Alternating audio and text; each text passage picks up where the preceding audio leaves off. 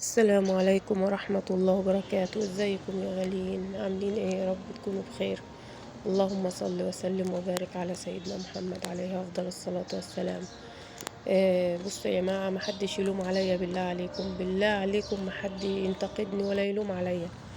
أنا عارفة هتقولولي إن مبدئيا كده ده شغل جايلي في مدرسة كده ايه، ما فيهاش شغل، يعني لسه عايزين يجددوها وعايزين ينظفوها. فناس يعني عرضوا عليا قالوا لي انت عندك استعداد تيجي المكان وتنظفيه ومعاكي حد تاني، وتشيلوا كل اللي انتوا شايفينه، الربش ده والزرع اللي ملوش لازمة وكل اللي في الأرض ده انتوا شايفينه، كل ده عايز يتشال. قالوا لي عندك استعداد لكده؟ انا عارفة ان هو دي مش شغلة ستات، ودي صعبة ومرهقة وعايزة صحة، وانا صحتي على كدي وبقيت خلاص مش قادرة استحمل بس اكل العيش، مش قادرة بستنى اي شغلانة اجيب بيها لقمة واجيب بيها قرش اصرف بيه على عيالي عشان ما احوجهمش لحد. فبالله عليكم اقفوا معايا وشجعوني. انا تعبانة، انا عارفة، انا نفسي من جوايا بقول انا هتهد حيلي، انا هيتهد حيلي بس غصب عني. بالله عليكم ادعولي ربنا يفرجها عليا. بصوا بقى يا جماعة، النقطة التانية اللي أنا إن شاء الله نويت أعملها كده وأشغل يومي في طول اليوم.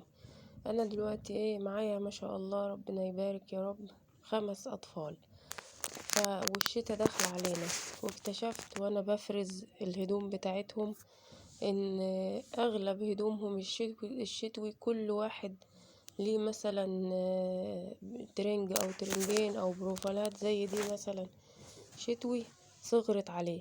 يعني أغلب هدومهم صغرت عليهم، يعني ممكن بالعافية أركب لهم مثلا بنطلون على تيشيرت وربنا يا رب يصلح الحال. فأنا قلت في بالي طالما يعني أنا اللي هطلع لله اللي هقدر عليه، اللي هو ما ينفعش يستصلح ولا معرفش أتصرف فيه، والباقي زي البروفالات دي كده اللي هي كمامها مثلا صغرت، هعمل ايه فيها؟ آه هقصها واعملها شرابات. يعني مثلا الاول هبتدي بالكمام كده، هقص الكمام واخيطها من تحت واخيطها من فوق واعملها شرابات. وبرضو هبدأ بالعرض كده، اقص على قد الشراب واي حاجة تتقضى يعني وتمشي الحال. لان انا مش هقدر ان انا اشتري مثلا آه، لكل عيل 3 جواز شرابات على الاقل يبدل بيهم في الشتاء.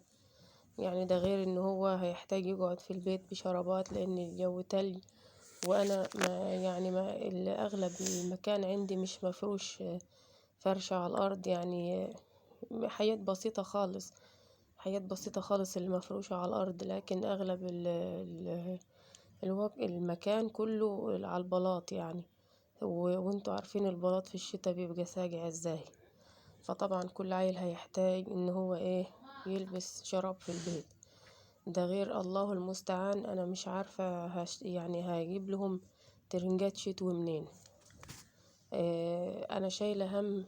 اه يعني انا مثلا بقول العيلين الصغيرين، عمالة افكر مع نفسي طول ما انا قاعدة، العيلين الصغيرين ممكن اديهم من اللي صغروا على اخواتهم، انما ال3 الكبار دول يعني انا بجد بجد مش عارفة حرفيا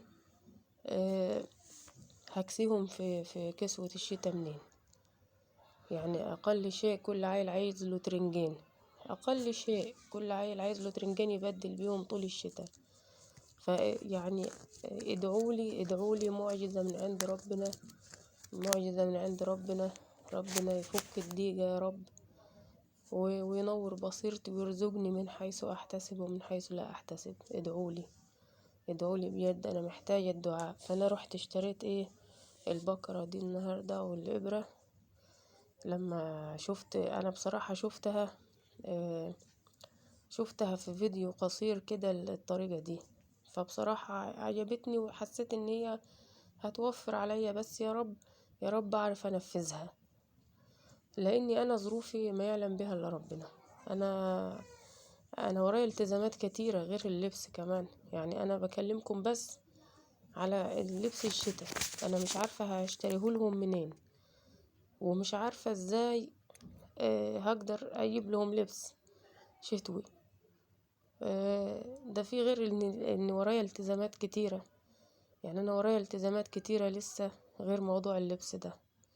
فانا مخي عمال مش مبطل تفكير، لدرجة ان انا كل يوم يوميا عندي صداع من كتر التفكير. فانا محتاجة معجزة من عند ربنا تفك ضيقتي.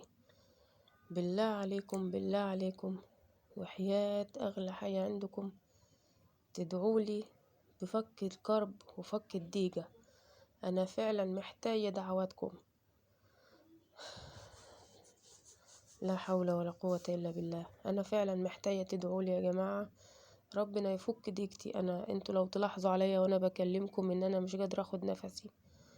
انا شريط البرشام بتاع البخاخة بتاعتي خلص لي يومين ومش عارفة اشتريه، لان انا بقول ان انا ورايا التزامات اكتر. بس انا فعلا انا مش قادرة اخد نفسي، انا ما بقدرش استغنى عن البخاخة. فالله المستعان، الله المستعان، لاني انا واقفة بطولي ولوحدي، لا اب ولا ام ولا اخوات ولا اي حاجة خالص غير ربنا بس. فانتوا متخيلين ان انا لوحدي ب5 عيال، من غير اهل، من غير اي حد يسندني غير ربنا بس. اكيد انتوا عارفين الوضع اللي زي ده عامل ازاي. انا اللي زي نايمة صاحية في تفكير، نايمة صاحية في تفكير. ادعي دايما ربنا يستر يومي، ربنا يعدي يومي على خير انا وعيالي. ده اللي طالباه من ربنا بس. وتدعولي وتدعولي بالله عليكم، ادعولي وقولولي رأيكم كده في الفكرة اللي انا هنفذها، هل هي كويسة وهتنجح ولا ايه يعني مش هتنفع. واشوفكم على الف خير، والسلام عليكم ورحمة الله وبركاته.